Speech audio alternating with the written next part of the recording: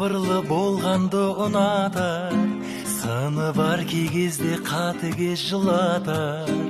Адалдық туын көтеріп жүргеніңмен, жалғанда жан көп шалып сені құлатар. Уақыттың түсін қайта айналып келмесін, қайтару мүмкін емес, тағдыр кемесін. Адам боп өмір сүрем десең егерде, Алладан кейін өзіңе тек сенесің. Керемет жан санамай өзіңді босқа, өзіңнен шыққан әрбір сөзіңді раста.